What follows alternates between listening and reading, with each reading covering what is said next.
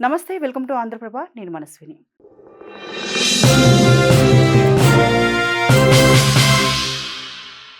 నేటి ఉరుకుల పరుగుల జీవితంలో ఆఫీసు పని, వర్క్ ఫ్రమ్ హోమ్ లేదా ఆన్‌లైన్ క్లాసుల వల్ల గంటల తరబడి ఒకే చోట కూర్చోవడం మనకు తెలియకుండానే ఒక అలవాటుగా మారిపోయింది.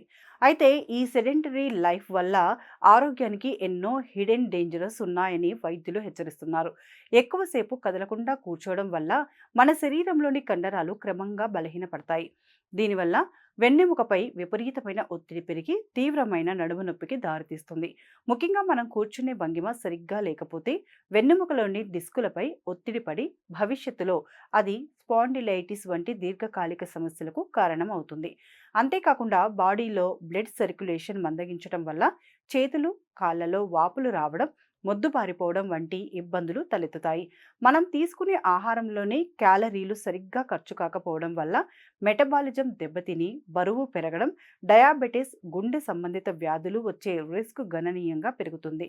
నిరంతరం కంప్యూటర్ లేదా మొబైల్ స్క్రీన్లను చూడటం వల్ల డిజిటల్ ఐ స్ట్రెయిన్ కలిగి కళ్ళు మండటం, దృష్టి మసకబారడం వంటి సమస్యలు రావడమే కాకుండా ఇది మానసిక ఆరోగ్యంపై కూడా నెగిటివ్ ఇంపాక్ట్ చూపిస్తుంది.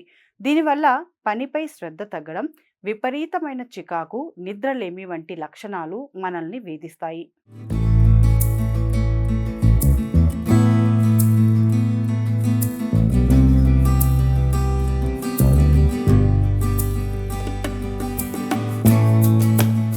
చాలామంది ఒకే చోట కూర్చొని పని చేయడం వల్ల కేవలం శారీరక నొప్పులే వస్తాయని భావిస్తారు. కానీ అది మన అంతర్గత అవయవాల పనితీరును కూడా దెబ్బతీస్తుంది. గంటల తరబడి కదలకుండా ఉండటం వల్ల మన శరీరంలో లీపోప్రోటీన్ లైపేస్ అనే ఎంజైమ్ ఉత్పత్తి అవుతుంది. ఇది కొవ్వును కరిగించడంలో కీలక పాత్ర పోషిస్తుంది. దీనివల్ల రక్తంలో చెడు కొలెస్ట్రాల్ పెరిగి హార్ట్ అటాక్ వచ్చే అవకాశాలు ఉంటాయని ఈ స్టడీ ప్రకారం తెలుస్తోంది. అలాగే ఫిజికల్ యాక్టివిటీ లేకపోవడం వల్ల ఎముకల సాంద్రత తగ్గి త్వరగా అరిగిపోయే ప్రమాదం ఉంది. మానసిక పరంగా చూస్తే ఒకే చోట బందీ అయినట్లు అనిపించడం వల్ల శరీరంలో కార్టిసాల్ వంటి స్ట్రెస్ హార్మోన్లు విడుదల అవుతాయి. ఇది మెదడు పనితీరును మందగింపచేసి నిర్ణయాలు తీసుకునే సామర్థ్యాన్ని తగ్గిస్తుంది. అందుకే ఈ సమస్యను కేవలం చిన్న నొప్పులుగా చూడకుండా మన లైఫ్ స్టైల్లో ఇవి తెస్తున్న పెను మార్పులను గమనించాలి.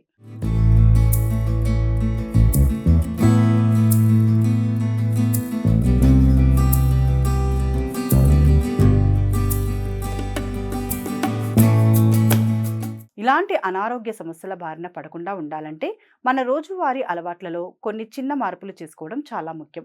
ఆఫీసు పనిలో ఉన్నా సరే ప్రతి గంటకొకసారి చిన్న బ్రేక్ తీసుకొని సీట్లో నుంచి లేచి కనీసం 5 నిమిషాలు నడవడం లేదా సింపుల్ స్ట్రెచ్చింగ్ ఎక్సర్సైజులు చేయడం వల్ల శరీరానికి ఉపశమనం లభిస్తుంది. కూర్చునేటప్పుడు వెన్నెముక నిటారుగా ఉండేలా చూసుకోవాలి.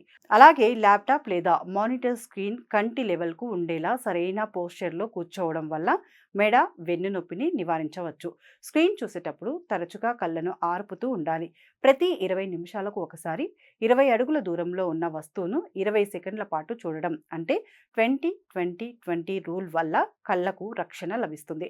శరీరానికి సరిపడా నీళ్లు తాగుతూ ఫైబర్ ఎక్కువగా ఉండే బ్యాలెన్స్డ్ డైట్ తీసుకోవడం వల్ల జీర్ణక్రియ మెరుగుపడి మలబద్ధకం వంటి సమస్యలు రాకుండా ఉంటాయి. కేవలం పని వేళల్లోనే కాకుండా పని ముగిసిన తర్వాత కూడా శరీరానికి తగినంత వ్యాయామం అందించాలి. వీలైతే స్టాండింగ్ డెస్క్ వాడటం లేదా ఫోన్ మాట్లాడుతున్నప్పుడు అటు ఇటు నడవడం వంటివి అలవాటు చేసుకోవాలి. రోజుకు కనీసం 30 నిమిషాల పాటు బ్రిస్క్ వాకింగ్ లేదా యోగా వంటి వ్యాయామాలు చేయడం వల్ల బాడీ యాక్టివ్గా ఉంటుంది. దీనివల్ల ఎండార్ఫిన్ అనే హ్యాపీ హార్మోన్లు విడుదలై మానసిక ప్రశాంతత లభిస్తుంది. వెన్ను నొప్పి, కళ్ళు మంటం, విపరీతమైన నీరసం లేదా కాళ్ళల్లో వాపులు వంటి లక్షణాలను అస్సలు నిర్లక్ష్యం చేయకూడదు. ఒకవేళ నొప్పి తీవ్రతగా ఉంటే సొంత వైద్యం చేసుకోకుండా వెంటనే ఫిజియోథెరపిస్టు లేదా డాక్టర్ను సంప్రదించి తగిన సలహా తీసుకోవాలి. మన ఆరోగ్యం మన చేతుల్లోనే ఉంది కాబట్టి పని ఒత్తిడిలో పడి ప్రాణప్రదమైన శరీరాన్ని నిర్లక్ష్యం చేయకుండా చిన్నపాటి ఫిజికల్ యాక్టివిటీని ప్రతిరోజు భాగం చేసుకోవడం ఎంతో శ్రేయస్కరం. ఆరోగ్యకరమైన అలవాట్లే మనల్ని దీర్ఘకాలిక రోగాల నుండి కాపాడి పనిలో మరింత ఉత్సాహంగా ఉండేలా చేస్తాయి.